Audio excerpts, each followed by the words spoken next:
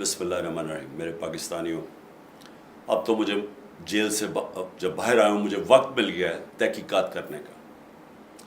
تو مجھے اب یہ ایک منظم سازش نظر آئی ہے جس کے تحت جلائی گئی ہیں گورنمنٹ بلڈنگز. یہ کور کمانڈر کا گھر جلایا گیا ہے. جو بھی مجھے پتہ چلا ہے کہ تقریب کاروں کو بیچ میں ڈالا گیا بندوقیں لے کے، انہوں نے لوگوں کو اشتعال دیا. ہمارے پاس اب ویڈیو ایویڈنس ہے اس کی.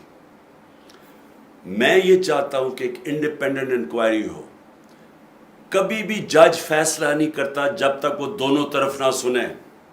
اس وقت ون سائیڈڈ بیانیاں چل رہے سارے الیکٹرانک میڈیا پہ، اور وہ یہ جو سارے مافیا بیٹھا ہوا ہے جنہوں نے فائدہ اٹھایا، جنہوں نے بلکہ جس طرح مجھے پکڑا گیا، فوج مجھے پکڑ کے لے کے جا رہی ہے اور جس طرح پکڑا گیا اس کا جو رد عمل آنا تھا اس کا فائدہ اٹھاتے ہوئے سارا نزلہ تحریک انصاف کے اوپر گرایا ہے، جو کہ اور لوگ تھے کرنے والے. اور جب بھی انشاءاللہ انڈیپینڈنٹ انکوائری ہوگی، ہمارے پاس ویڈیوز ہیں جو لوگ اس پہ شامل تھے جنہوں نے پلان طریقے سے یہ سارا کیا.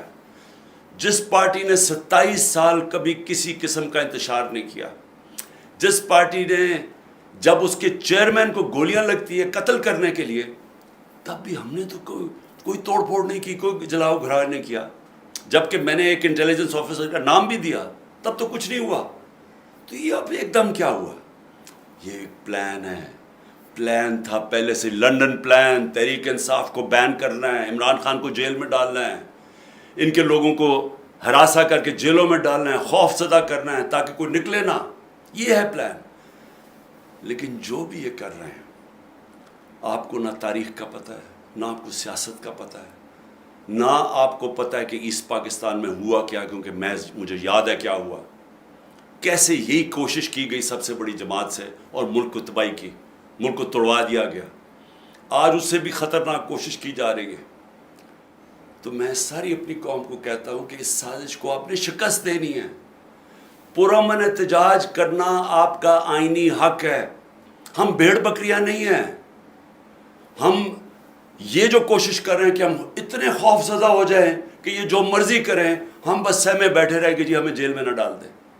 میری قوم غور سے سن لو، یہ ہے وقت اپنی حقیقی آزادی لینے کا.